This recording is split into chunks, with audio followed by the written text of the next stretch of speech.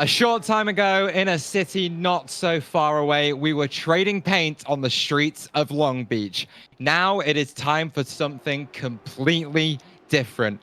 Welcome to the stunning hills of Monterey, and welcome to the infamous Laguna Seca. My name's Taylor Mills, alongside me, Olivia Hayward, and we will be live from Lights to Flag here on ABN. Nestled in the hills of Central California is a circuit drowning in history, and it's certainly a track that is known for spectacular racing. Think back to that dramatic finish in the ALMS in 2009 between Jan Magnussen and Jorg Bergmeister, and that brilliant final lap pass between Alex Zanardi and Brian Herter in IndyCar in 1996. Who will be next to etch their names into that same history book tonight? There are 11 turns, 7 to the left and 4 to the right, and it would be silly to not highlight the iconic corkscrew. The cars will drop down 6 stories as it falls down the hillside. Speaking of corners, the drivers will certainly be using that final turn to set up runs into the Andretti hairpin, but if we know this field, there will be certainly more than one spot to overtake over the course of these 3 races tonight. So, alongside me to bring you all the racing action from Laguna Seca is Petit Le Mans race-winning engineer, IndyCar extraordinaire, Olivia Hayward. Hello. It's good to be here again. I cannot wait to see what sort of show our field puts on tonight. 3 minutes left in our practice session, and would you look at who is 1 and 2?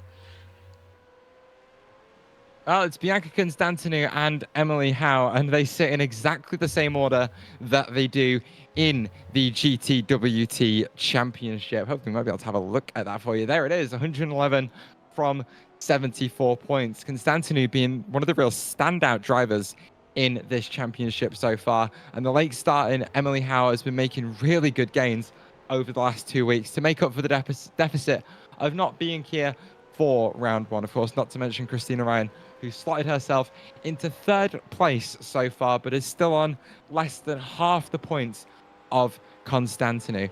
The format remains the same for tonight's racing. We will have a 10-minute qualifying session that will lead into 3 15-minute races. It is a format that has brought us nothing but drama over the last 3 weeks of racing. And of course, someone who's been there for the entirety of those last 3 weeks is Liv, who, well, Liv, we bring V8 supercars to a track that they're certainly not used to being at. So how is one of these things going to get around the circuit? With great difficulty, I think is the answer you'll find. There's a lot of very hard braking zones here, as well as some awkward sweeping corners that Emily Howe goes for a little bit of a pirouette there on the outside of turn number 3. One of the main sections to look at as we watch Christina Ryan plummet through the corkscrew here is just how the track falls away through this, I believe, turn 9 as well. Downhill, long corner. With the lot differential on these cars, you're going to be really punished for getting on the power too early through there and through turn 10 as well. So there's going to be a good mix of challenge between those very hard braking zones, like at the Andretti hairpin, and diving down into the corkscrew. But also those long sweepers where you've just got to be so patient on your right foot to get any pace out of the racetrack. And you can see with that tricky pit lane entry as well, it's certainly a good job that our drivers aren't expected to make their way down there tonight. I think the tires are going to suffer a little bit out there under the baking California sunlight. Track temperature currently up at 31 degrees Celsius as we approach 12 p.m. I think that is in sim time. So there you go. That's solar noon, and that's when things are certainly going to hot up, as everyone does seem to be trying to get out there for a final couple of qualifying runs, pushing the track limits just a little bit too much and going for some spins and into the barrier. I think this is going to be Derek Miller that we're following as we come to the closing moments of the only proper practice session in tonight's event. Clock ticks down to 0, checkered flag flies, and we move in to the only qualifying session of the weekend. Remember, Ryder, just 10 minutes on the clock for an open session for all of our drivers. We'll bring that up right now. And the light will go green at the end of pit lane for 10 minutes of action. Everyone's sharing the one racetrack, but remember, no towing during the session. You've got to pick your spot and then make the most of it. You see everyone flow out of the pit lane here. I believe it will be the number 83 of Emily Howe, one of the first to cross that blue cone, actually the first one, to try and set a lap here.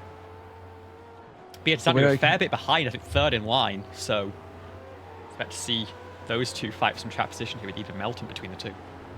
It can certainly be tricky to get a lap time in here at Laguna Seca. 90 seconds it will take to get around the outlap, and then another flying lap takes another 90 or so seconds. You don't have long to get temperature into the tires, and it does take a minute or so to get the temperature into the tires. Here is your second place in the championship, Emily Howe. It looks like she will be the first to set a flying lap. Of course, we've got a few huge braking zones here at Laguna Seca that they'll really want to try and get dialed in when they go for those first proper push laps. Of course, the corkscrew up at the top of the hill being, well, the most difficult corner on the circuit, I think it's safe to say, as you try to go through a braking zone that isn't exactly straight, and then it twists and turns down the hill as well, takes the load off those inside tires, and can lead to a lot of under rotation. I think that's something we're going to see a lot of tonight, as here is your championship leader, Bianca Constantinou, in that gorgeous Falcon Ford Mustang, firing it out of turn 11 for the first time and making her way down towards the Andretti hairpin.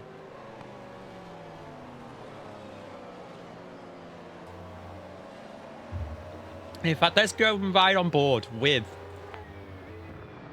the roll bar of Emily Howe, second in the stand. You can see just how tricky this track is going to be. Down, actually holding fourth gear through turn number 4. Those sausage curbs, those red turtles on the apexes. You've got to be so careful to not bounce over those. They will unsettle the car massively. But they're a good visual reference for where you want to try and arc into the apex. You usually, if you aim for those, you're in a good line.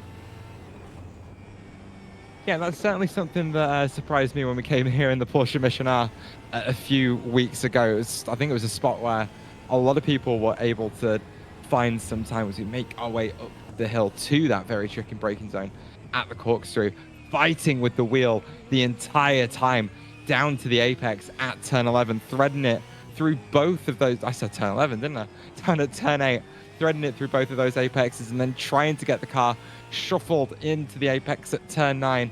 A lot of the corners around here are on camber, so of course it makes it a much nicer sort of circuit to drive, as the track helps give the car some grip, and you can really lean into that to extract some lap time out of the cars. Speaking of lap time, those first ones are going to start to filter in, as Bianca Constantinou currently leads with a 126.5 flats. Reminder that the tyres do definitely warm up over the opening couple laps.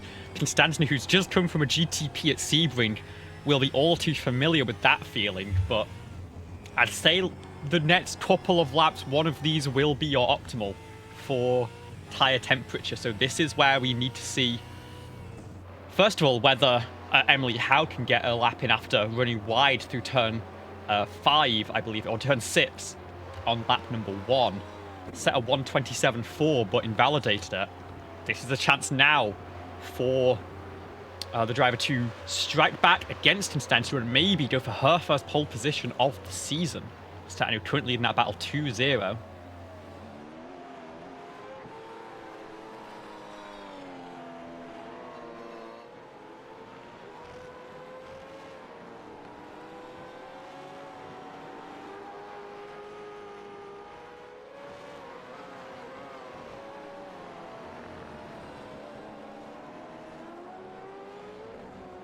Out of the final corner comes number 83 to the line.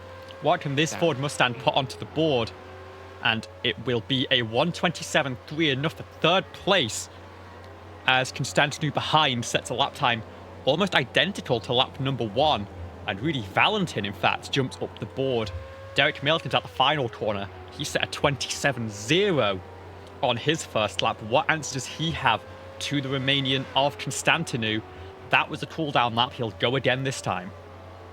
Half the session gone then, and the likes of Lightwing, Height, Melton, and new driver to the series, Robin Robinson, have not yet set a lap time. The fact that it takes about 5 minutes to get a full qualifying run in, it's going to be extraordinarily tight for those 4 drivers to get even their first lap times down. Lightwing, I believe, is on a flying lap at the moment, as well as Robinson. So certainly looking out for times from those two, as that's a big spin for Bailey Thompson, a driver who's been very solid all season long so far, making a rare mistake with 4 minutes left to go in the session. They are going to have a little bit of time to get back out there, but all eyes currently on Emily Howe as she's trying to challenge for that pole position. They will not have time to get out there. Remember, they have towed back to pit lane. That is going to be their session done with just a 28.6 to show. Beatrice Constantinou comes into the pit lane for a fresh set of tyres here. Emily Howe looks like she'll be done because she's going to tow back to pit lane here. But Constantinou is going to roll back, and I think we're seeing a difference of rulebook knowledge between the two of these, as Emily Howe has rolled back out onto the racing surface after taking that tow in turn number 1. I'm not sure what the rules are going to be on that one for Emily Howe, considering it is a breaking of the rules, which some people would consider cheating. It's quite pertinent that she has a fake sponsor on the side of the car that says cheat. Constantinou then comes down pit lane, takes some fresh tyres, and gets back out there on the circuit. Did I misread it? I think that's correct. No, it didn't. But I think the problem that Emily's run into here is that last week, the session at Long Beach was scheduled to be lone qualifying and then became a group session. And because of that, the rule was waived during that session. I'm just going to have a quick check to see if the information for this race did have that listed again as a rule. So... Well, whilst we wait for that, it is still Constantinou the top of the standings. Derek Miller in second place by 2.5 tenths of a second. Rudy Valentin very close behind as it stands. Emily Howe, who we were following, and has gone back out on the circuit down in P4. Robin Robinson actually set a lap time good enough for 5th. And Jacob Fulton even rounds out that top half of the field as we move into the final 2 minutes of qualifying. Here's Derek Miller punching his way out of turn 11, making his way down towards the start-finish line, crosses over it. I don't think we're going to see any improvement there as he is starting a brand new flying lap. Here is series debutant then of Robin Robinson, threading their way down through the corkscrew into turn 9. A pretty stunning pace scheme, I might say. Fastest lap time so far, 27.658 for them. As just trying to figure out if they are on a flying lap or not. I'm not seeing any personal best sectors up there at all, as out of turn 11 comes that gorgeous Ford Mustang. Absolutely no bias toward Ford over here, and across the start finish line it will be to start a flying lap. 1 minute 28.354, so that's a little bit of a warm-up as your 5th place driver looking for another lap time. Jake Fulton will lead Emily Howe down through the corkscrew here. A reminder that both Bia and Emily are on fresh, colder tyres. Oh, some dust kicked up from the 83. I would not expect an improvement on this lap, although Bia did set the 26.5 on her first flying lap on the initial set of tyres. We'll wait to see whether the 83 can find an improvement there, and then what Bia can do on her set of legitimately acquired tyres. Emily Howe does go fastest. Wow. By 2/100ths of a second. What response does Bia Constantinou have in that number 57 coming across the line? Will get time for another lap, but more importantly, might not need it. 26.327 puts her back at the front of the field with just 1 lap remaining in this session. Christina Ryan might not make it back to the line here. Has, I believe, Valkyrie Lightwing ahead, giving a little bit of tow. But will Christina Ryan get to start the new lap? I think she just about does. I think she got it. I know the time at the... Every time we get caught out by this. Checkered. Yeah. But I think she did get that lap in, and it did improve her position up to 6th place. So then, let's have a quick look down the grid then to see how everyone is going to stack up for the first race here tonight. Championship leaders Bianca Constantinou and Emily Howe will start in championship order on the first row of the grid. It will be Rudy Valentin and Derek Miller starting on row 2. And series debutant Robin Robinson will lead row 3 alongside Christina Ryan. Jacob Fulton was only good enough for P7 on this attempt, and he will start alongside Callie Heights. In P9 comes Bailey Thompson alongside Eva Melton down in P10, and to round out the grid, you have Jimmy Cato and Valkyrie Lightwing. As always, it is going to be a standing start, and with a slightly uphill starting grid, it's going to be very difficult to get, what was the number, 700 horsepower of Aussie V8 torque down on the ground. We are just waiting for those lights to illuminate as we wait for the first of 3 15-minute sprint races. Don't forget, it will be a reverse pole from P6. Christina Ryan currently in that spot, but wants to make up spots to score more championship points. The revs climb. Everybody's watching those lights. Who's going to be the better to react?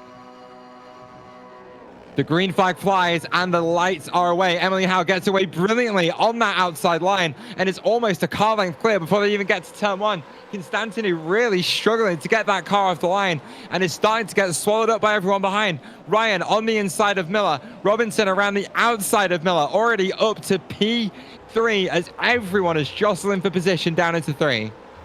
And we've seen this before from Emily Howe, just has the knack of how to get these race cars rolling off the starting grid, and has done a great job jumping Constantinou on that tricky uphill start. As you said, we will round turn number 4 for the first time. We've gotten into single file, but big gainers so far.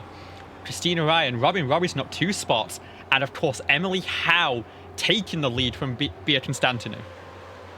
Constantinou has not given up yet, though. She has already got herself back within half a second of her championship rival, as Robinson is actually a little bit clear of that following pack. Derek Miller following them up the hill in P4. Constantinou is going to have to be a little bit patient, though. Not many spots to overtake in this final sector. It's all about getting it set up through turn 11 and that run down to turn 1. But Howe is being brilliant. Actually, saying that, misses the apex at 10. But here's Ryan down the inside of Rudy Valentin, but Valentin fights it back around the outside, takes the advantageous inside line for turn 11 and holds on to that one.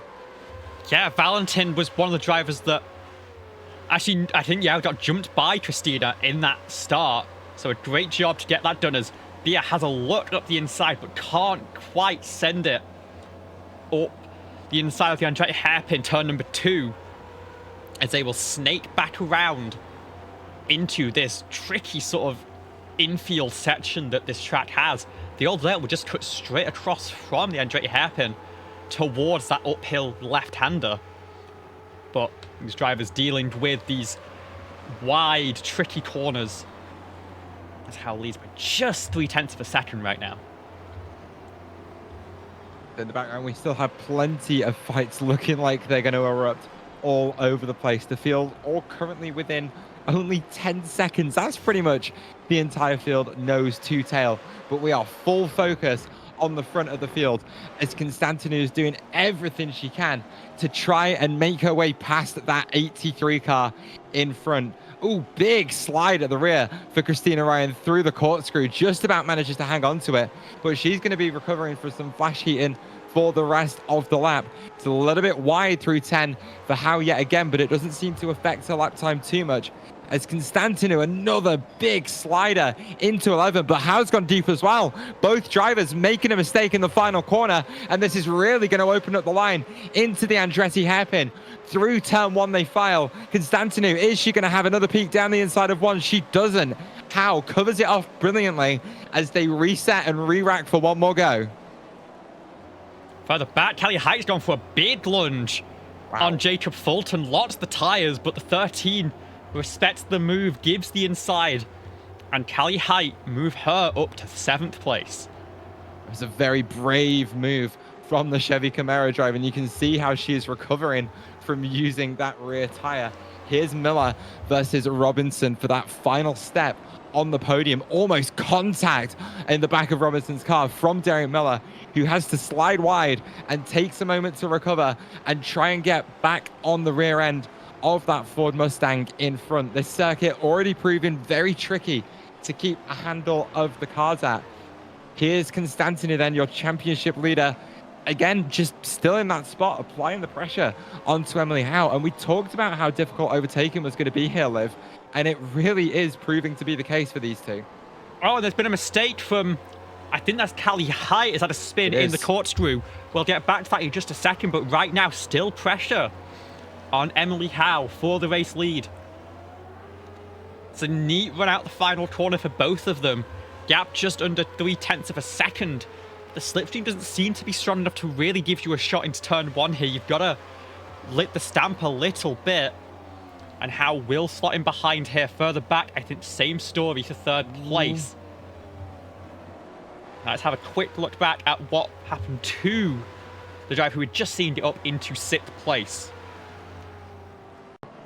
Well, how many times have we said it? The corkscrew is a very difficult spot to hang on to the car as the track falls away and all grip falls away with it. Height's tires were very dirty coming through the apex of 8, and then as she tried to pick up the throttle, the rear just had absolutely nothing to give her, as she's now 18 seconds off the lead at the back of the field. Speaking of the lead, here they are on their way back up the hill, threading it through turn 6, as Constantine is just trying to find any advantage she can on Emily Howe, but Howe is just putting her car in all the right spots. What is going to be the best way to make a move at Laguna Seca? Because I think we talked about it in the intro, setting it up through turn 11, get a bit of overlap, maybe a bit of a nudge, bump the car off the line in front, and then maybe try for a bit of a bump and run? I think you might have to try and unsettle the car ahead. Maybe through that infield section as well is a good option. But it's either that or a mistake there. Emily Howe doesn't quite get the power down as smoothly out the final corner. This is going to have to be an attempt at the move here from Constantinu. Emily's going to defend it a little bit, but Beer's going to put it even further inside. Is going to just about avoid that red turtle, and they're going to wash through turns 1 and 2. Still side by side, but Howe now has the inside line for turn 3. And Beer's going to have to try and get it crossed over and has to slot in behind just for the time being. We saw the first hint of a move there, but Beer just couldn't quite get it hooked on that inside line and slow down in time. And she's going for a late lunge here into turn 5. A little bit of contact maybe, but Beer's going to get the move done.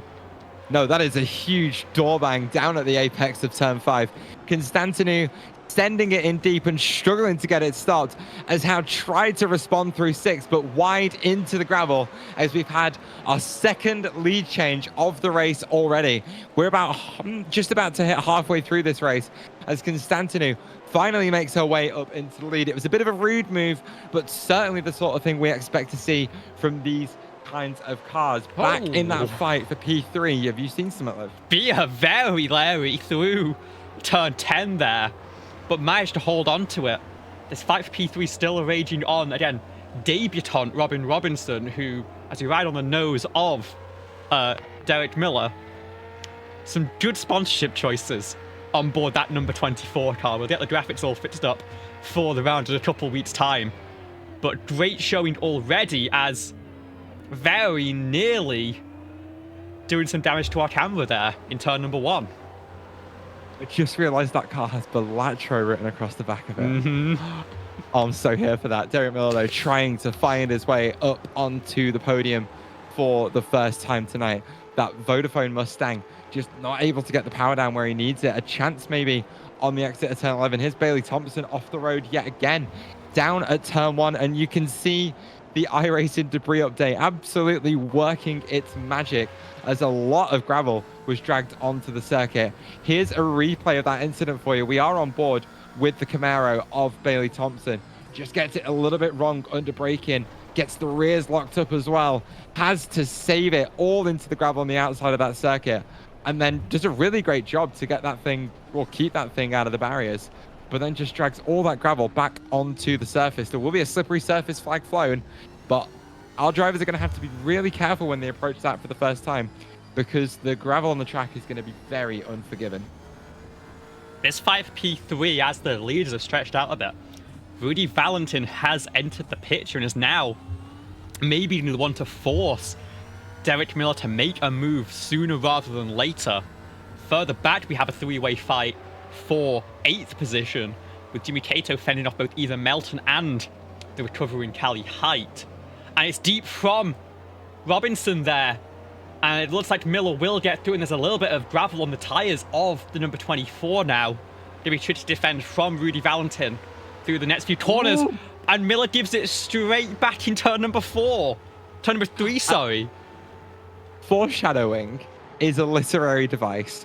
As Derek Miller and Robin Robinson both suffering from not so grippy tyre syndrome, as Miller made his way up into 3rd, but instantly lost 2 spots down into turn 3, as it's going to be Rudy Valentin that is now challenging for that final spot on the podium. Miller will be absolutely lamenting not taking more care into 3, because it's a corner that's very difficult to pass at, and if he'd have just backed things off a little bit and taken his time, Robinson goes deep into the corkscrew, hands both of those positions back. Miller would have been able to make that move stick, but it's Rudy Valentin who keeps the car on the road, makes their way up into 3rd place. And I am gonna diagnose all 3 of these drivers with a severe case of tire wear, as Derek Miller goes for a look back into the podium spots, but can't get it done on Valentin. And I think this could give Robinson a chance to go for a move here. It's hurt Miller's run out of turn 11 and onto the straight.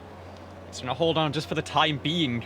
Will all 3 of them get through the Andretti hairpin in one piece? It looks like they're going to manage that, as the gap at the front of the field at stayed to 3 seconds. Seca did a great job saving tyre and then making that contact. Of course, on the apex of the corner, which is kind of, if you're going to make a rub, you want it to be door to door like we saw last week in the hairpin from the 57. She might get that one done and has just run away immediately, as I think there's been an incident at the back of the field that we're going to try and get a look at very quickly. I often say, Olivia, get out of my head, but that is 2 things you've said in a row that I was going to say. Here's Bailey Thompson, yet again, making a mistake on the exit of turn 10, just spinning up the rear tires much more than they would have wanted. Around into a spin, the WeatherTech Camaro goes once again, as it's going to be another recovery onto the circuit. The driver of that 27 really struggling to make anything happen at Laguna Seca today, and has to just settle to lament at the back of the field, the only car for company being Valkyrie Lightwing in that number 97. But here's that battle for 4th place. The same 2 drivers that were fighting for 3rd, but in reverse order. Miller got a brilliant exit from turn 11. The slipstream doing absolutely nothing to assist Robinson, as they have to look for any advantage they can take into the corner, making the turn 2 even very, very wide, as Miller goes deep through the apex, has to recover a little bit, and has allowed Robinson to just close in this tricky middle sector. All the while, Rudy Valentin has just been allowed to run away a little bit up there in P3, as it's a big 4-wheel slide for Robin Robinson through 4, as again, they're just trying to find every which way they can to catch Derek Miller and try and get a move done. But with 34 Celsius track temps, those 4 tires aren't going to like being treated like that. No, I'd love to hear what sort of wear the teams see from it as they pull them off the car at the end of this race. I can't imagine it's very friendly at all. These three, honestly, might not have too far to go until they catch Emily Howe. It's only 2 seconds up the road from Rudy Valentin. I'm really not sure if it's going to be doable with just 2 laps to go at the line, but I'm sure Rudy's hoping to try and put as much pressure on as possible to try and force a mistake from the 83, as hard as we know that is going to be for them. And all the while, 3 cars under a blanket, 4P8 here, coming out of the corkscrew. It's Jimmy Cato leading Callie Height and Eva Melton side by side through turn 10. It's going to be Callie with the inside line into the final corner. And it looks like she's going to get the move done in her recovery drive and try and get after the Australian Jimmy Cato with a couple laps going in this one. And speaking of recovery drive, she's got one heck of a drive out of turn 11. Has got a brilliant run through turn 1 and has a peak to the inside of 2 as Cato goes very deep into the Andretti hairpin. Can't hang on to it, can the Lead Poor Racing driver, as Eva Melton and Callie Height are going to slide on through. But Cato, with gravel on the tires, sends one back on Eva Melton as they're going to be side by side in this middle sector. 2 Ford Mustangs absolutely going at it as they make their way down towards turn 5 for what could be one of the final times in this race. Cato with the advantage on the inside. Both cars go very deep as Cato does make that place. And drama in the final couple laps. Meanwhile, at the front of the field, Bailey Thompson took some repairs, came out of the pit lane and found themselves right in the middle of the pack for third. They're going to pit again to get out of the way as we are going to hit the white flag in this race. Beta has a 5.2 second lead. Back through. Been off that fight for the lead though. Melton has just absolutely sent it back through on the exit. The corkscrew as Cato tries to make a move into 10. Taps the rear end of the 81 and sends them into a half spin. Cato will redress the position as he wants another go at that one to make it legitimately, as Melton and Cato come up to the start finish line to take their own white flag. But Liv, back at the front of the field, it has been the Bianca Constantinou show as she makes her way through 6 and up the hill for the final time. Most of the positions in this field looking pretty much set. We'll come back to that Cato Melton fight at the end of this one. But Constantinou with a very bold move down the inside of turn 5, losing that first place from pole after an excellent start from the 83 of Emily Howe. She's done enough to make the position back as Cato and Melton swap for what could be the final time. But here into turn 11, a little bit of a slide on the exit of 10 in that Falcon Ford Mustang V8 supercar. Your winner in race 1 backs up her championship pull from Long Beach and takes the first win of the evening. Emily Howe did struggle on that final lap, but will just about hold on from Valentin, Miller, and Robinson. Into the barrier she goes, and still following this battle for P9, Cato and Melton making a show for everyone. Melton will now go wide in the penultimate corner to give the 51 the run through there after redressing the position, staying out of Eva Melton's books as a race steward. Fantastic battle between them two, and that will round out our race. The final edge of the top 10 with Trina Ryan taking that reverse grid pole, and then Fulton, Height, Cato, Melton, and Lightwood and Thompson, the rest of your 12-car field.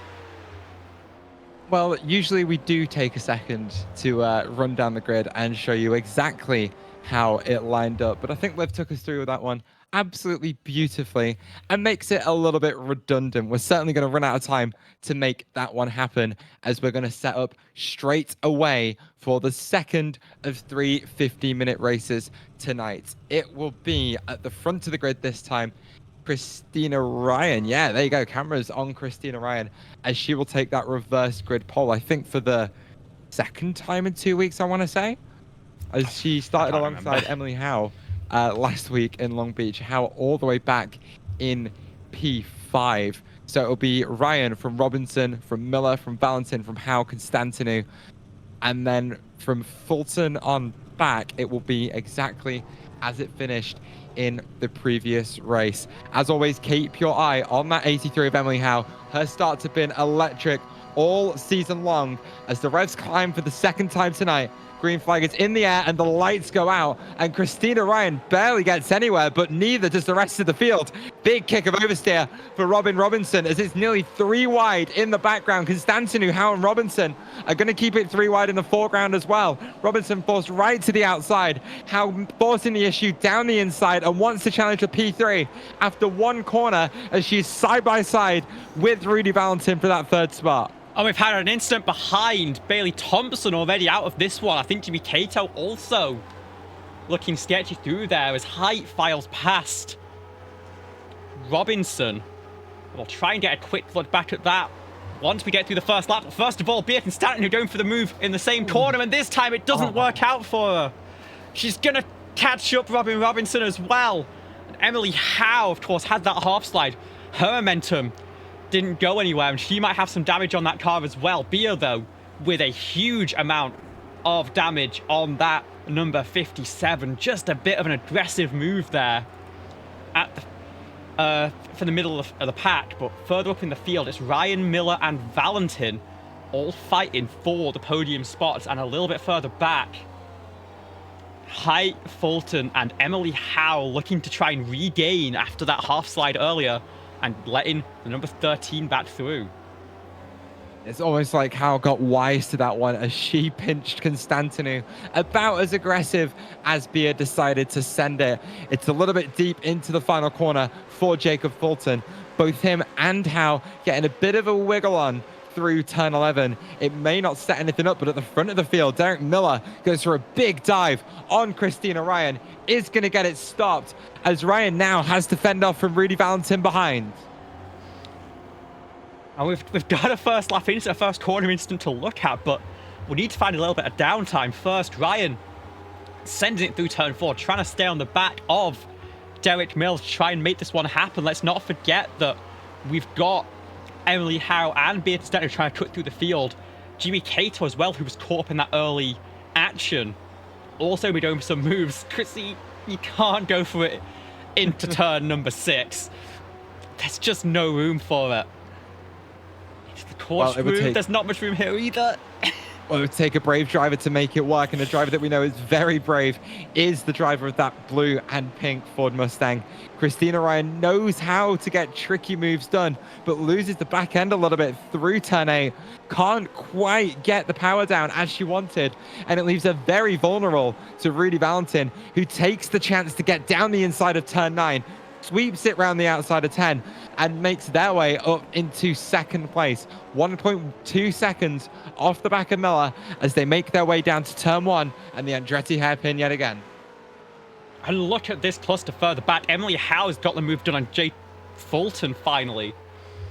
But look at this. Ava Melton, Jimmy Cato, Beard Constantinu all on top of each other. Coming out of the final corner, the 57. Struggling to hold on to Emily Howe here. Crucially, you've got to say she needs one more spot out of this one to get herself towards the front of the grid for race 3. But as of right now, it is going to be Derek Miller and Rudy Valentin at the front of the field. And I think now we can finally queue up that replay from the opening corner, if I can find it. Yes, certainly the difficulties of commentary producing, and Olivia has almost become a seasoned pro at it this time. Here is that replay from the start for you, as we'll have a look at that turn 1 incident. I think we are focused on Jimmy Cato for Leadpool Racing as he struggled to get away. There was that almost 3 wide in the background and the 3 wide up front. Keep your eye on that goals card down on the inside. Just gets a little bit checked up at the apex, and it's a spin in the background actually. I'm trying to think, was that... Oh! Eva Melton, and oh, there's even more contact as Bailey Thompson looks like they were involved in that one and had to tow. Yeah, so it wasn't actually Jimmy Cato who was caught up. I think it was, was that Who's the car with... I can't keep track of any of this. Let's get back to our battles further up the field, because Emily Howe is now working on Callie Height into turn number 1 here. Bia has made it past Fulton, but is going to go deep into turn 1 and might struggle to defend it here. That's Definitely not feeling the best of the tyres, although that left front might be a little bit cooler than the rest of them at this point. A little bit of air making its way onto that left front tyre from a touch of slightly bent in front left fender. These cars feel like they can handle it quite a bit. Was that a change of position that we missed on that one between Howe and Height there? Yeah, Emily just getting through in a spot where I wasn't really expecting it even. And now again has that bookmark between herself and Callie Height. And we know that the number 33 is not going to let any move happen easily here. Statner's going to look to maybe go to the outside of the corkscrew. I think maybe just trying to get Height offline here. We saw the spin after dipping tyres on the entry in race number 1. Doesn't make the same mistake here, but it's wide. Might it's be wide. up the inside. Switches Constantinu to the outside though. Is applying all that pressure though into turn 10, as this fight is going to make its way down to turn 11, as Constantinu tried to set up for a rundown into the Andretti hairpin. Look at the run. She tried to get off the corner, but couldn't quite get the power down at the apex, as it's Height with the advantage as they thread their way through turn 1. Is it going to be a big dive from Constantinu yet again? She has a peek to the outside. Height defends the inside. There's a switchback. There's contact in the middle of the corner. Both drivers, though, are going to get away with it, but Constantinu really wants to make her way by. It's Camaro versus Mustang. It's a tap to the rear on the 33's car. A second tap is going to send Height off the circuit, as Constantinu will make up the position, but certainly not in a way she would have wanted to. And the VIP7 getting her elbows out in this race, it's not working out. And in fact, Fulton has gotten back through here as well. In all of that fighting, Robinson up now to 7th place and in a challenge, as I think Jimmy Cato had a spin in the final corner. Was that helped by the number 24? No, you just see the car pitches forwards on entry, and I don't think it ever really resettled itself on the edge. It just slides into the wall. We'll get back going again. But now it's a huge fight for 5th place. Fulton trying to fend off Constantinu, who has made, you gotta say, no friends in this second race of the weekend. And Robinson on one hell of a recovery drive after a tip around from Bia. He's gonna look to try and get her way back through as well. Yeah, you said it yourself, Liv. Constantinu making absolutely no friends, and certainly won't be making a friend of Fulton down through turn 1. Side by side they are on the brakes for the Andretti hairpin. Constantinu with a nose ahead will have the advantage into the corner. Jake Fulton will have no way to cut back and is going to stay vulnerable to Robin Robinson for P6 behind, as Robinson goes very hard onto the brakes into 3, as that concertina effect brings those two cars much closer together. It just doesn't look like Fulton has the pace at the moment to stay ahead of the number 24, as Robinson is going to need to find a way by if they want to keep making their way back up through the field. As it stands at the moment, though, it is Miller from Valentin, from Ryan, from Howe, from Constantinu. A 6-second gap separates your championship leaders, as Constantinu is looking to recover. Fulton a little bit wide through turn 6 is not quite going to open up an opportunity for Robinson down into the corkscrew, but it'll be a run through here that could settle the difference in this battle. And let's not forget, this is the fight for pole position in race number 3. Difference of 3 rows between finishing 6th and 7th in this one. We'll see who can hold on for it. If they fight too much, let's not forget, Melton's back there, Height is back there. Robinson goes to the inside, blocks off the apex. Fulton can't turn in, and ultimately that's going to be move done for P6. Robinson's going to try and run away and hold on to this one. And just as this battle might have settled itself, we've got a fight for the race lead in our hands. Indeed we do. Valentin has managed to close their way up to about half a second off the back of Derek Miller. Sanity checking myself on that one. Is that a change of position, or has Miller been up in front the entire time? Miller's been up front the whole time, I'm pretty sure. You know how it is with these races. There's so much going on all the time. It's so difficult to keep track, as Miller doing everything he can to try and hold off Rudy Valentin. Can confirm. And is doing, there you go, 5 laps led so far, and is doing exactly enough to make that happen. As much as the gap has closed between these two, it hasn't quite been enough for Valentin to try and make a move, as Miller goes a little bit deep into the corkscrew, has to recover a touch, and it's just given Valentin a chance to really get under the rear wing of that Mustang in the lead of this race. They're both eyeing up turn 11, trying to pick their braking point. Valentin's car moving all around in the background of the shot there. Miller gets a great run through the corner, as I think yet again he's going to be safe on the run down to the Andretti hairpin. We're back at our battle for 6th place, as this has not settled itself. Robinson not being able to break away, but again is going to have the inside line, forms a wall of Ford Mustang in that final corner, and is just able to defend from Fulton for the time being. But keep an eye on this one. We'll try and keep updated both on the battle for this reverse grid pole, as well as, of course, the much more prestigious battle for the race win. Both of these drivers will be looking for their first in the championship, I'm pretty sure. Yeah, you'd be right. Valentin with a pole in round 2, but didn't manage to take the checkered flag.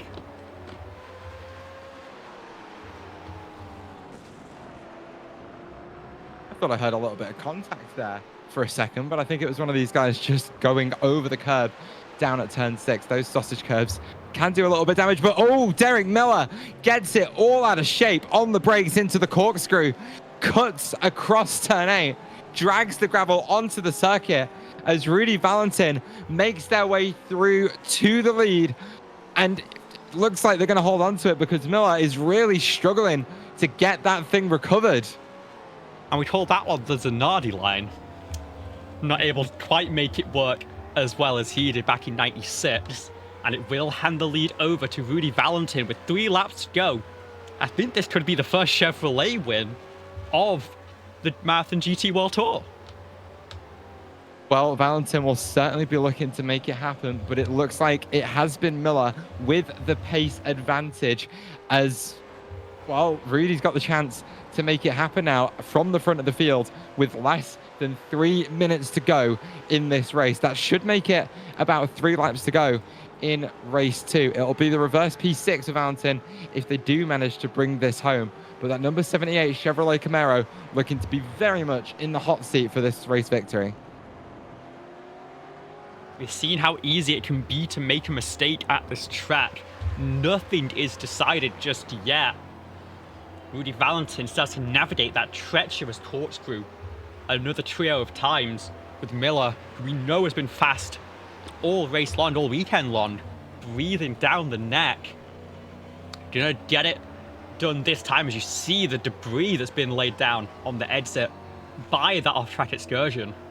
And further back, we still have a 3-way fight, made that almost a 4-way fight, with Callie Height charging back up towards this pack of drivers. It's going to be Robinson, Melton, Fulton, and Height, but Miller, first of all, goes for a look into turn 11 and can't quite get it done. But now we are eyes on this fight for P6 in the race. Robinson will lead this little bit of a group, but Liv, I think at some point we're going to want to turn our... Oh, actually, no, what's that? Height with a big weave in front of Fulton. Jacob Fulton. Slow through turn 10, I believe, or turn 9. Was there a little bit of contact between them? Maybe a touch of drama to throw some spice into the final couple of laps of this race. We're going to get a replay for you very quickly to find out exactly what happened there. Fulton running through the gravel that was dragged onto the circuit by Derek Miller. A touch wide through turn 9, and the back end just gets all sorts of out of shape into turn 10 as he does his best to rejoin safely just in front of Height, who has to avoid to the inside. But championship leaders on track, nose to tail. These two have already had a tangle so far in this race. Emily Howe, though, just not had the pace to really present a challenge to Constantinu. But if there's someone we know who can really defend from a challenge from the car behind, it is going to be Emily Howe, who has the advantage in P4 at the moment.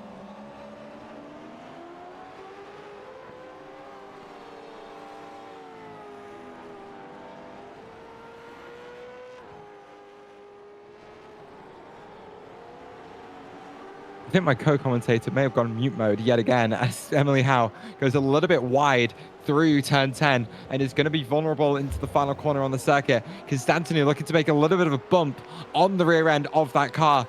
Does make it happen, but your championship leader can't get the run off the corner that she needs to mount a challenge to her championship contender. They'll be side by side on the entry to the Andretti hairpin. Constantino trying to force Howe onto an unadvantageous line and try and get a run through the middle of the corner. She does just about, but it's still not quite enough to get by. But what's coming up shortly? Well, it's Constantino's favorite spot to make a move on Howe. Through turn 4 they come for what should be the final time in this race. Are we going to see another big send from the 57 on the 83? It doesn't look like it this time, but no. Howe goes a little bit deep through the apex. Constantino gets some overlap, but can't make anything of it as they make their way up the hill for the final time. Rudy Valentin, Derek Miller snaked through the corkscrew, but can't find a run here. It's going to be just 2 corners to go for these drivers. Does Miller give a shot to the rear of the Chevrolet to go for this race? But I think he might be too far back. Valentin will go defensive through the final corner. It's going to be a drag race to the line, but I'm not sure it's going to quite be enough. It's going to be a race win for Rudy Valentin. Second place for Derek Miller through the final corner.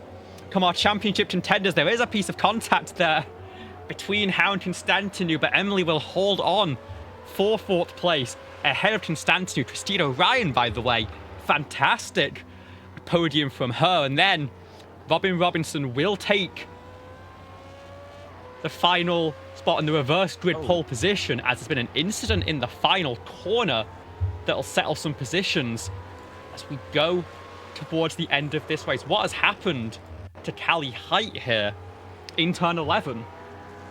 Well, I'm sure we're going to replay to find out what it is. There is Height on board that Camaro with Fulton in the background, goes a little bit deep on the brakes. That's Eva Melton.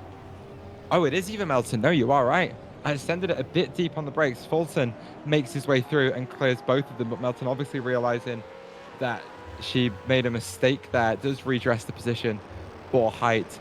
Apparently clips the dirt into the braking zone, and that's what caused the contact, but Height's certainly not happy about that one. As we head into our 10-minute warm-up session, let's just get a quick look, if we can, if this button works, at our results from race number 2. That's not it. It's never going to be the case. I can tell you the race results from race 2. It will be Rudy Valentin who took the win after a mistake from Derek Miller, who was only good enough for P2 today. After a relatively anonymous race, Christina Ryan brought it home in P3, and your championship rivals of Howe and Constantino were 4th and 5th on the road. Rounding out in P6 is the taker of your reverse pole position for race 3, Robin Robinson, series debutant, making a brilliant debut so far, as Jacob Fulton brought it home in P7 after making up 2 positions in that final corner. Callie Height was unceremoniously dumped down to P8 after a mistake from Eva Melton. Down in P9 meant she couldn't do any better on that one. Jimmy Cato brings his car home in 10th. Valkyrie White Lightwing 55 seconds off the lead in P11. And Bailey Thompson is your only retiree from race 2. And fresh from the champagne of the race 2 podium, do you want to have a word with Rudy Valentin, our first Chevrolet winner of the season? Well, we certainly can. Rudy Valentin, welcome to the ABN booth, and congratulations on what is your first win in the Marathon GT World Tour. Thank you. That was definitely a race of attrition. Bunch of quicker cars around me wrecked, so put me in a great position to capitalize.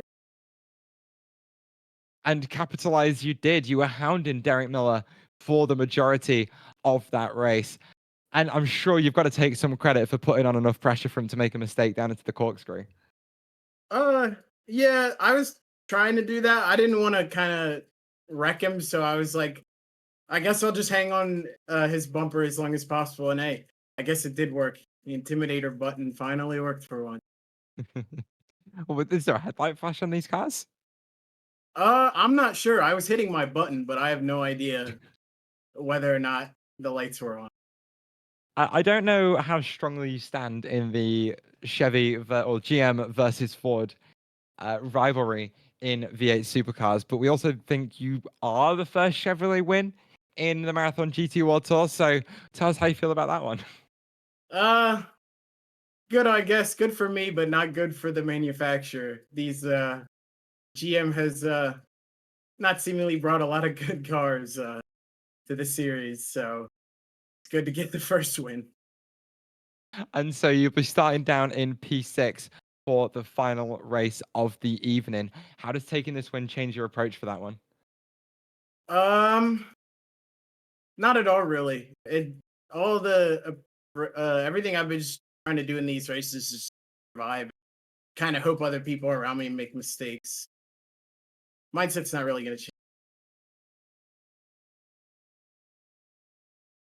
I think we just lost Rudy Valentin at the hello? end of that one. Hello. Hello.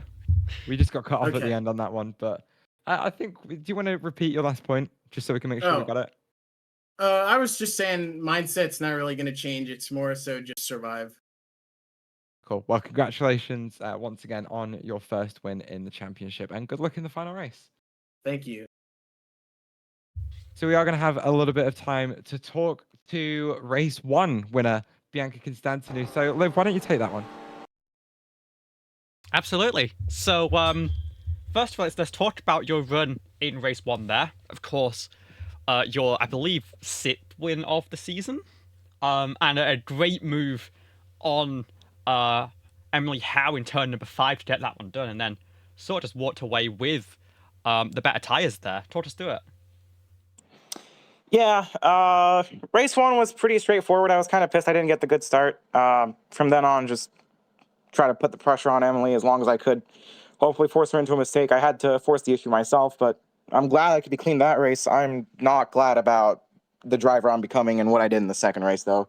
Lap 1, I should probably keep talking about race 1 for a little more. There really wasn't anything more to it. It was just kick the laps in. I knew I had the speed. It was just track position and insanely hard to pass here. So I'm glad I got it done there. Pissed I couldn't get it done here properly. But yeah, can we talk about race 2? Yeah, talk us through it, and also just we saw it was a tough one for you. How do you bounce back from that and try and get your head back down for the third race in just a few minutes' time here? Yeah, just once again a mess. Going into turn 5, and I'm looking at the replay. I had no clue Emily was going to break that early. Yeah, I wasn't trying to pass her at that point. It was just I'm going in the inside of you so I don't wreck you. It sucks she didn't give me that much room. I kind of get it because I kind of pushed her wide in turn 5 in race 1, but yeah, I'm pissed about that first wreck. And then problem with me is the red mist just sets in once something like that happens, and after that I'm try to make up places as clean as I could. And when I got to the back of Cali Height, I just stuck my nose where it shouldn't have been. Again, complete accident, but I do not like the driver I'm becoming here. Well, just a few minutes left to recuperate and get refocused for race number 3. I think you'll be rolling off from 2nd place in that one, so good luck, and go put on a show for us. Thank you. Yeah, thanks. So Laguna Seca then certainly throwing up some drama for us in those first 2 races, as this championship seems to like to, Olivia.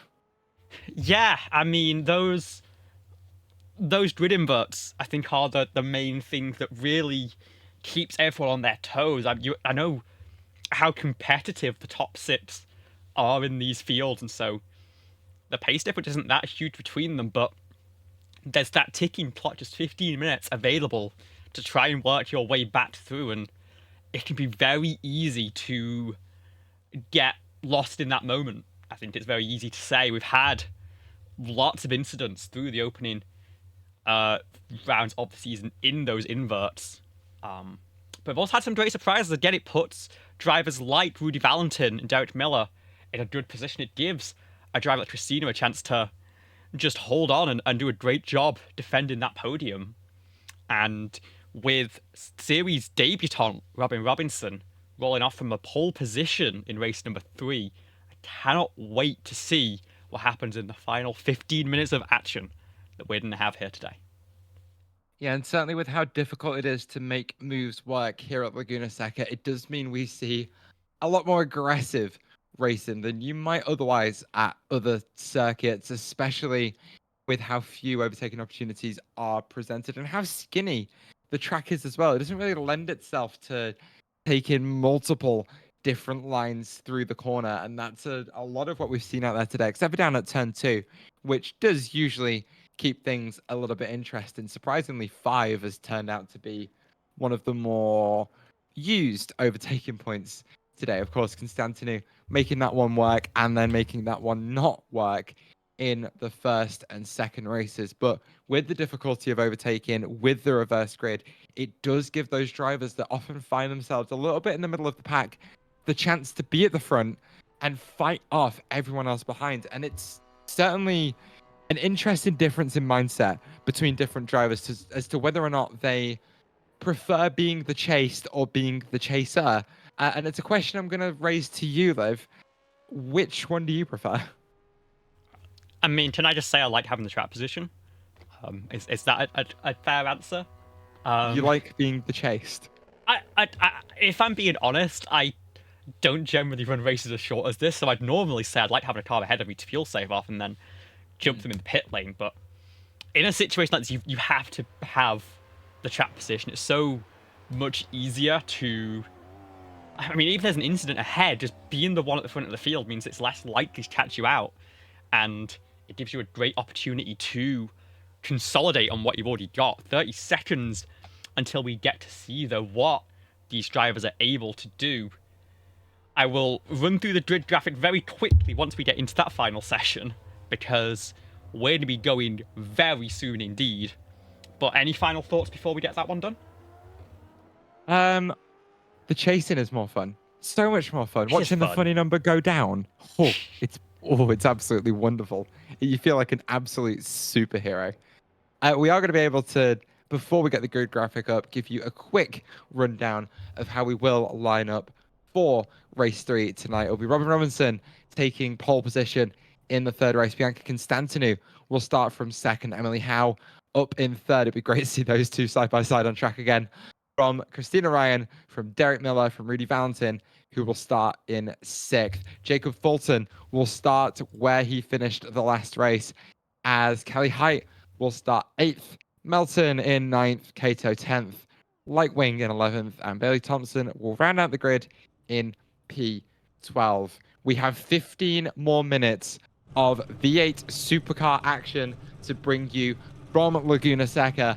It has been high drama end to end in both of the races so far tonight, as our field have another chance to go at it side by side, door to door, as we just wait for those red lights to appear, as the revs build once more for the final time, as we wait patiently, and they are away. It's a great start from Robin Robinson and a terrible start from Emily Howe, who is very quickly getting swallowed up by the likes of Christina Ryan, and Derek Miller looking for a way through as well. Constantinu to the outside on Robinson is going to try and make it work the long way round. Is she going to be able to make it stick? She's got to line back to the inside on exit, but no, for now she's going to have to settle for P2. And that was a dangerous call from Bia, because it opened the door potentially for Emily Howe to get a run back through. Remember, they lined up next to each other at the finish of race number 2. It means that's where they are in race 3.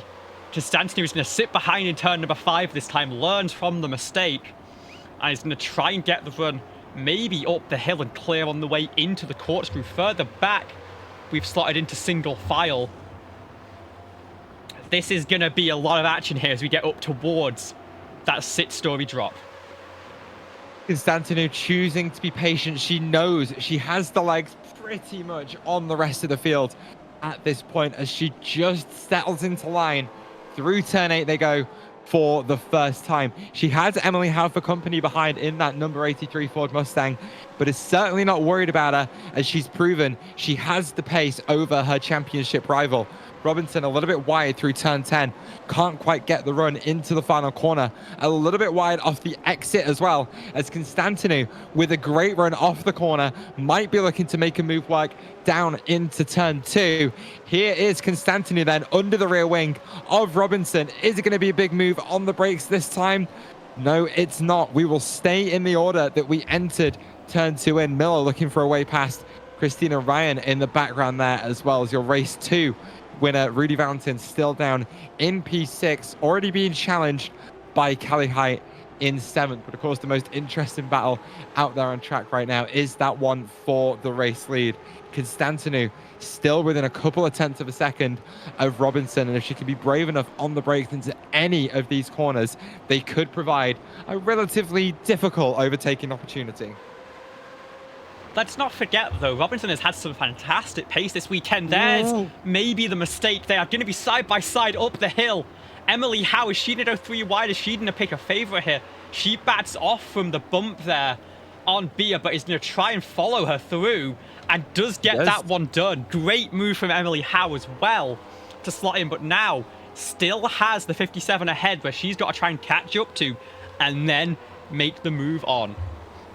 Robinson is going to be absolutely kicking themselves for that mistake down at turn 6. Probably the most difficult corner on the circuit to try and carry any amount of speed through. Howe already right on the rear end of Constantinou, looking to try and make a move, as they're already clear 3, 4, 5 car lengths of your previous race winner. If Emily Howe has done any learning between the first and third races, she may have been able to find a bit of pace, but here's Derek Miller going very deep down into turn 2 and almost making contact with the back of Christina Ryan's car. Miller actually set the fastest lap there, the two of them able to pull close in the drafts to the cars ahead. With that mistake, of course, from Robinson, you've got to think it might have been an inevitability with how fast and how aggressive these two drivers can be. But they've slotted through into the top 2 spots, and now it's a question of how well can the 24 hold on from Christina Ryan, Derek Miller, Rudy Valentin. That is an A-list group of drivers there, and right now they're all in the rear mirrors of this Ford Mustang. Indeed they are, and they are all jostling for position. Miller has found it very difficult to get by Christina Ryan so far, and it isn't like Ryan has been putting up any sort of stout defense. It's literally been a case of just driving the line down into turn 2 and nailing a braking point that has managed to keep her well on track to stay in that 4th position, as a big bump to the rear of that Mustang from Derek Miller behind. It's not going to generate an opportunity for him down into turn 2, as actually he's had a pretty poor run off the final corner and has dropped back a couple of car lengths. But the concertina effect coming into play once again as he closes right up to the rear end of the 80, and I think sending another tap to the back of that car, but it's not quite enough to unsettle Ryan yet. Yeah, Constantinou set the fastest lap of that time by a 26.8. Just gained a couple of tenths off Emily Howe, but still very much in the draft is the number 83. Those two are just, I think, setting the table for a fight later in the race as the tyres start to fall away. But it is all hands right now in the battle for 4th place. You mentioned Miller didn't get the best out of Farquhar after giving that almost Newton's cradle shot to Ryan on the apex. And now it looks like Valentin is going to try and pick through again. We've seen this move once before. Miller instead goes very deep into the braking for the corkscrew. Managed to get it stopped and actually use that as a great defense, but can't get the run off the corner. And Rudy Valentin is right back on the rear bumper now. Derek Miller seems determined to make it by the 80 of Christina Ryan by knocking her off her line, sending a tap into the rear of that car, and going for a bit of a bump and run. It is a commitment into every big braking zone that the driver of that number 56 Mustang is continuing to make. Keep an eye on him as we make our way down into the Andretti hairpin yet again. Are we going to see the same thing? He goes hard on the brakes yet again and just release it. You can see the release of the brake pressure mid-corner that closes the gap at the apex between those two cars, as it almost looks a little bit violent out there, Liv. Yeah, I mean, we know how much Christina loves the burnout games. I don't think she wants to be taken down by Miller here. And as much as these two fight, it just invites Valentin in, who has been very patient so far in this battle, hasn't made a rash move. As Christina doesn't quite get the best run out through turn 5, but it's all about what you do in 6 and keeping it hooked up on the exit of the corner as the track sort of drops away from you. Speaking of dropping away, here we come into the corkscrew. What does Miller have this time? How much is he burning up those tires on the brake pedal? Lunging it in so deep every single time there. There is no ABS, no traction control to help you out in this car. If you are locking those tires with how much brake pressure you're putting in, you are locking those tires. Miller must be under rotating all 4 corners of that car every time he gets on the brakes as he tries to send a shot yet again. And it's a big wiggle on corner exit that's just going to release Ryan into the distance a little bit. Back at the front of the field, here we are with Emily Howe and Bianca Constantinu. And surprisingly, Howe has taken a lot of notes from the first 2 races in tonight's event and is keeping with your championship leader a little bit wide through turn 3. Means she's going to have to do a little bit of work to get on that rear bumper yet again. But if I can point out one driver who has clearly improved over the course of the 3 races today, it is Emily Howe. Yeah, and we know that the 83 often comes into these races with maybe not the highest amount of practice. Obviously has a lot of experience in iRacing, but doesn't tend to put too many laps on the track before getting into qualifying. You're going to see that progression. She starts to get a feel in those, 33 racing laps that we have along the course of the afternoon. And I think she's getting a little bit, as Robinson, a little bit deep in the corkscrew there. I think it's just about avoided that slowdown you can pick up on the exit. But Christina Ryan now, I think, starting to smell blood in the water, and more importantly, wants to try and get a car between herself and that Vodafone liveried Ford Mustang of Derek Miller. Well, here's the thing I'm noticing about Ryan. She just doesn't seem that confident on the back half of the circuit. She's got brilliant pace through turns 1 through 5. But as soon as she gets to turn 6, she just looks like she struggles so much to carry any amount of speed through that corner. Look how she closed up on the brakes down into the Andretti hairpin, almost sending a shot of her own to the rear bumper of Robin Robinson. As she has a look to the inside of 3, there's a little bit of overlap, and Robinson is going to leave the space and is almost too cautious on the exit of 3, and it's now going to be a 3-way scrap for P3 as Ryan takes that 3rd position. But like I say, keep an eye on her as Valentin dives to the inside of Miller. There's a slot for him at the apex of 5, and they'll go side by side up towards 6 yet again.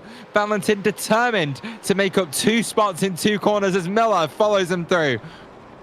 And I'm not sure Miller really had the space on that one. They all sort of shuffle wide, and Robinson is going to be the one who falls off worst. And she's going to have another look back into the corkscrew, trying to force a mistake from Miller, but loads it up and has to settle back in. We saw that aggressiveness. We saw that as a bit of a ticking time bomb between those 4 drivers, and suddenly it's all come to a head. Ryan got through nice and clean, and then Valentin and Miller scrapping through 5 and 6, and it'll be the number 78 who leads them out of that fight. It seems like the drivers out there tonight don't want to help me prove my points, as even if Ryan is lacking a bit of confidence through 6, she certainly wasn't affected by what was happening going on behind. It's Rudy Valentin then up in P4, trying to fend off Derek Miller, a driver who at this point we know isn't afraid to send a few shots to the back of the cars in front. But at the front of the field, there is still almost a bit of a scrap for the race lead, as Constantinu leads Howe still by only 0.6 of a second. With 5 minutes to go in this race, it's only going to be one mistake, like we saw in race 2, that is going to leave Constantinu vulnerable. Both drivers only a couple of tenths off their fastest lap time as they both take a little bit of gravel. Bia more than Emily there. That might cause a little bit of trouble coming into the corkscrew here. More gravel on the tyres for both of them, taking that rallycross line on entry. But they're going to be able to keep it on the straight and narrow back through, as Christina Ryan has not managed to pull away here. Rudy Valentin, now that he's broken free of Miller and Robinson, is right on the back of the number 80 and wants to taste just a little bit more champagne before this weekend is through, going for that podium spot with Miller right behind. Quick question, Liv, as we do watch this battle continue. You've got 11 corners to choose from. Which one's your favourite? I mean, I'm going to pick the corkscrew. Oh, that's boring. Oh, that's a mistake from Robinson out the final corner. That's definitely not my favourite. It's not her favourite either. Ends up contact with that inside wall. I think a pretty square hit, so should be mostly fine. But with 3 laps to go now, has only about 2.5 seconds back to Callie Height and Eva Melton, who are gonna start to try and push for these additional points further back up in the field. It's still so tight between these two. And I've got to say, I think I'm with Bia in that if it's not the corkscrew, it's turn 5. It's just so satisfying to get into the camber on the apex. Oh, we're going back to the favourite corner? Yeah, why not? Why not 10-10 though? I love 10-10. There's so much camber down there. I'm not very good at turn 10 as well. Oh, you're like me, where if you aren't good at a track or in a corner, I don't like that. You've known my opinions of Road Atlanta before, but here we go. Valentin looking for a gap into the corkscrew. Ryan's going to end up going very narrow and entry. They're going to be side by side mid-corner, and Valentin's going to sweep around the outside of that right-hander on exit. Get up to third, but the battle's not done yet, or is it? Ryan wants to try and fight this back, but could come under threat from her good enemy of Derek Miller behind, who has already taken most of the paint off that rear bodywork. Well, we talk about using the camber, and Rudy Valentin certainly used the camber on the exit of the corkscrew there to sweep around the outside of a recovering Ryan, who just overcooked it down into the corkscrew and couldn't hold on to that third place, as it's Derek Miller, who is now looking for a way by, sets up very wide through the Andretti hairpin. Don't know if that was intentional, but he's certainly going to try and take advantage of being able to pick up the throttle nice and early and take the run out of the corner. He might be looking to take a few more shots at the back end of Christina Ryan's car as he tries to get in that 4th position. But in that fight for 3rd, it pretty much looks over as Rudy Valentin looks very comfortable on that bottom step of the podium. And let's talk about the fact that wasn't an unforced error for Christina Ryan. The pressure that Valentin put on the way up the hill towards the corkscrew is what forced Chrissy to go narrow to defend from a potential lunge up the other side, and then set up dummy around the outside for Rudy Valentin. A great move, but no! It's all gone wrong for the 78 on the exit as he ends up in the wall and is going to wave both of them back through as we come towards the white flag. Can Valentin get back past Miller here into turn number 10? It doesn't look like he's going to have the outside line for turn 11 here as the leaders take the white flag. Just a lap to go in this one. And we've had a mistake from Valentin just as things were looking all settled from him. Now pushing Miller through the straight towards the Andretti hairpin. He's going to have to go to the outside. He's going to switch back on entry. He just doesn't have to run. I think he might have a bit too much damage for that one. But Miller does go wide here.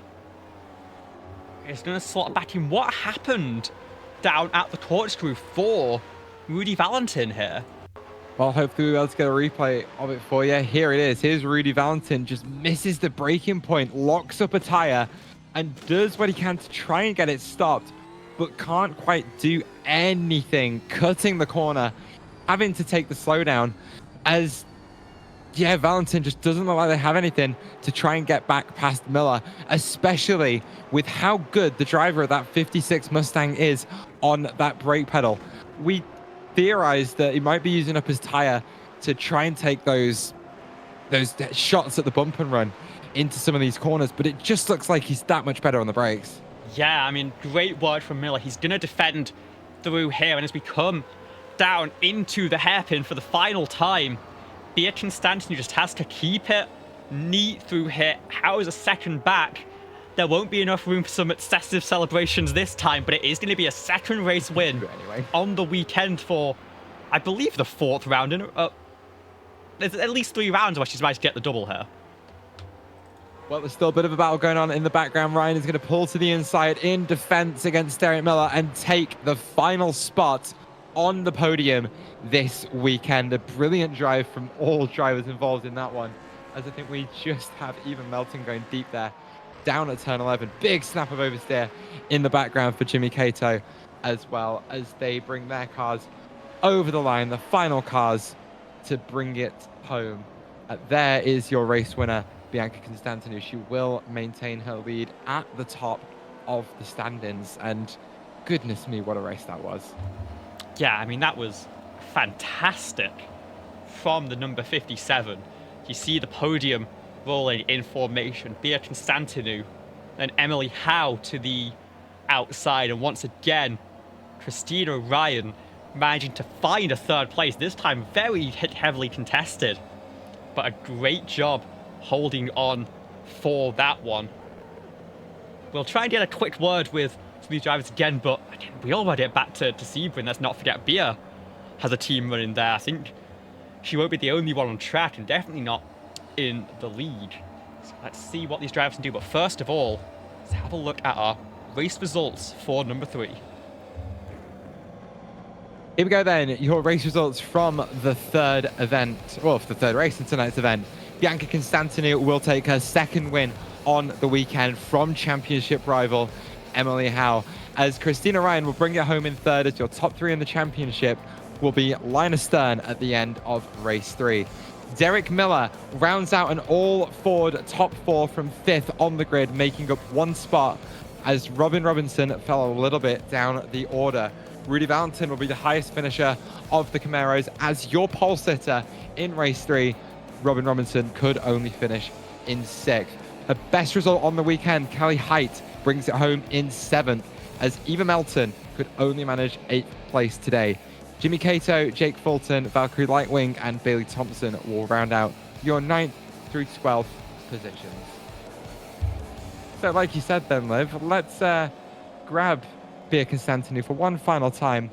And what much more do you really have to say to us at this point? Because we've interviewed you 4 weekends in a row. I mean, I don't know, just sorry for race 2 again. I don't know what, I mean, once again, just brain fart in race 2, as per usual. I don't know how I keep doing it. And I'm sorry to the drivers that I piss off here, because it's not intentional. I'm just a fucking, I'm sorry, I'm just a doofus. Race 3, I don't know. Race 2, Bia. Let's actually talk about race 3, because that was a brilliant start. You weren't last on the grid, but you were certainly down the order a little bit, and it sort of felt like you've had the pace advantage over Emily Howe all weekend. As much as she was hounding you in race 3, it just looked like you had the edge.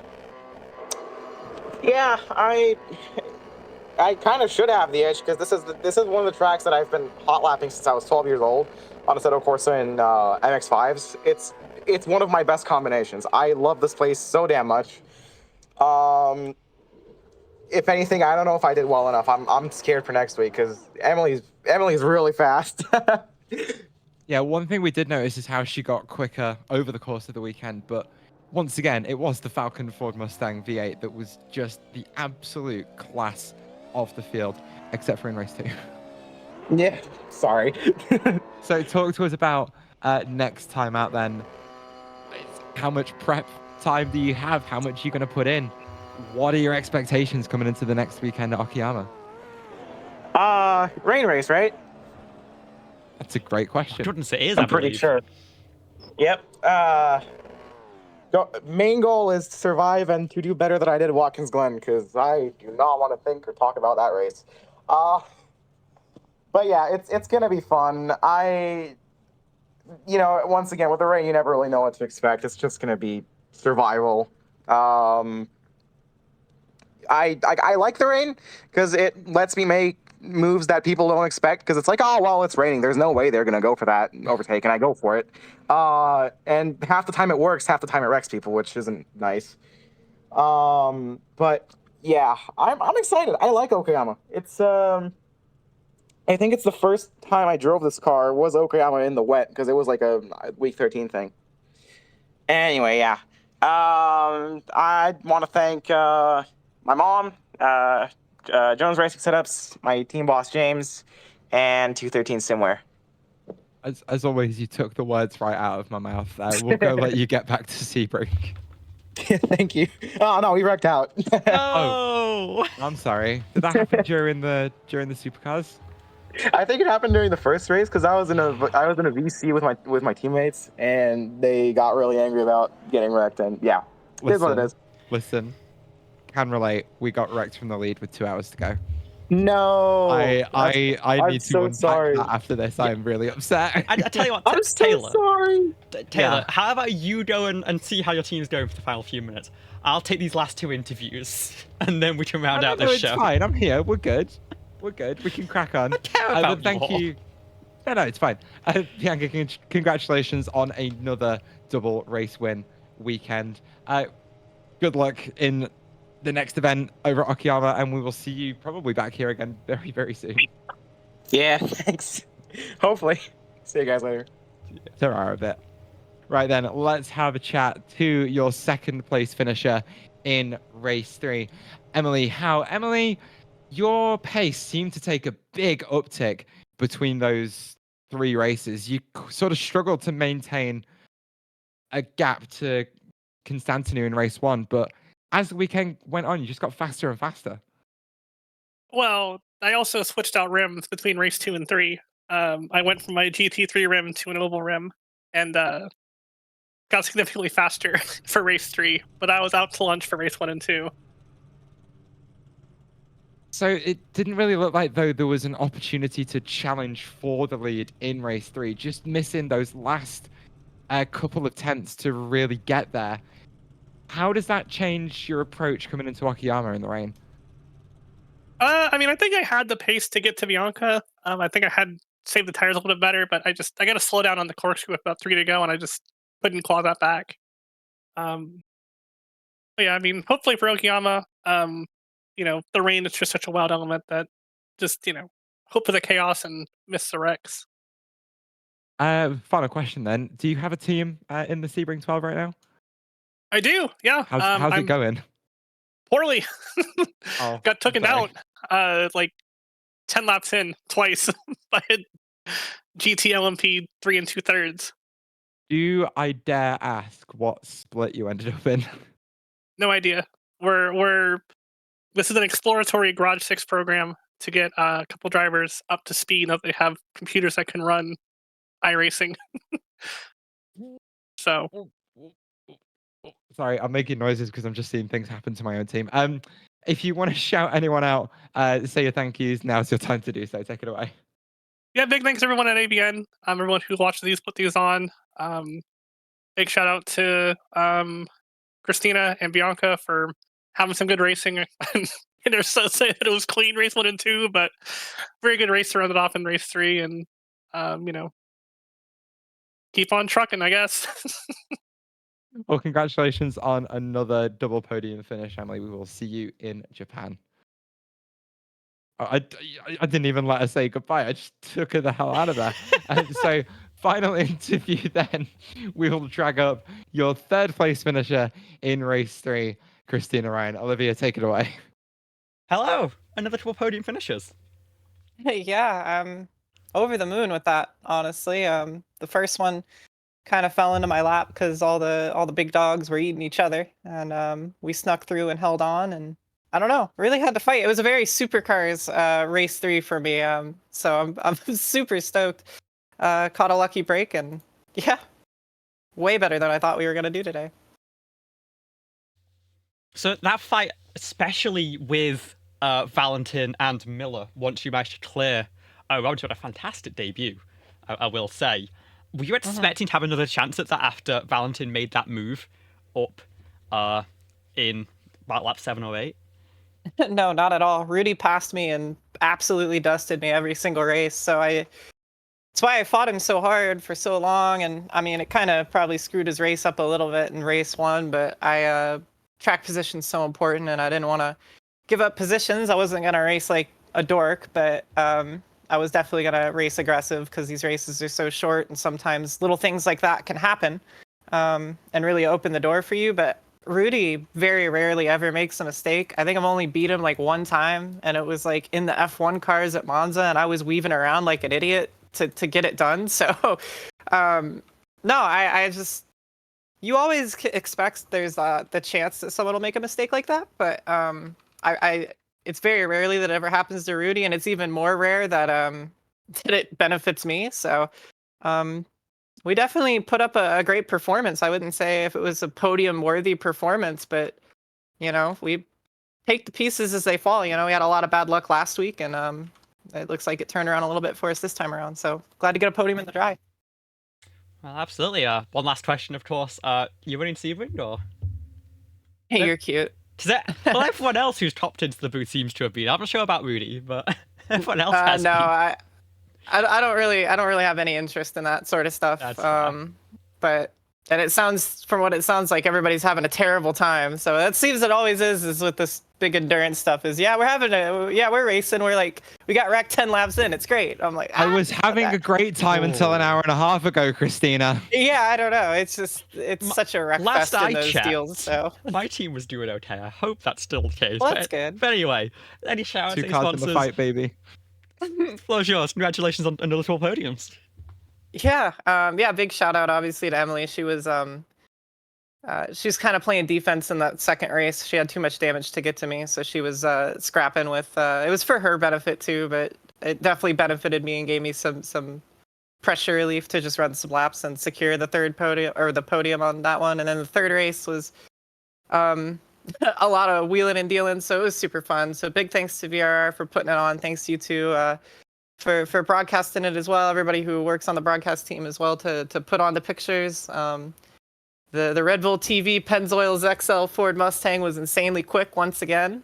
We didn't quite have the pace of the front runners, but we had the experience, and I'm really proud of how we didn't crack under pressure at all today. We made one little mistake, but it was it was inevitable with Rudy behind me. But yeah, shout out to everybody who roots for me every week, and yeah, looking forward to Okayama. Ready to go to Japan. Should be fun. Well, thank you so much for joining us, and we'll see you next week, or in 2 weeks' time. Yep, thanks. 3 weeks. So that was VRR live from Laguna Seca. We'll be back in a few weeks' time at Okayama. But Liv, how do you round up all of the racing that we saw out there tonight? Because it was pure chaos. I think it's exactly what we expect from this series at this point. There's been some great fights, just some fantastic battles that we see, and they do end up a little bit ugly sometimes, but for the most part, everyone is just looking for the best racing they can get, and they seem to deliver it week after week. And Okayama will certainly be no different, especially with another rain race on the horizon. We saw how exciting that sort of racing can be at Watkins Glen, only a couple of rounds to go. But before we close out tonight, I thought it pertinent that we should mention at least the absence of our normal producer for VRR's MGT World Tour. Amity Pulsatrix, who had some very sad news this week, and she lost one of her best friends, Natalie, to cancer, and decided to take a couple of weeks off to spend with her friends and her family to recover from what is such a devastating loss. And our hearts here, everyone at APN, go out to her. We send her all the love in the world. And Amity, if you are listening, you are absolutely in our thoughts. Give us a shout if you need anything, and we very much look forward to your return, and we love you. So thank you very much then for joining us once again for the Marathon GT World Tour from Laguna Seca. I've been Taylor Mills. Alongside me, Olivia Hayward, as always, and we will be back in 3 weeks' time for round 5 from Okayama. Thank you very much for watching.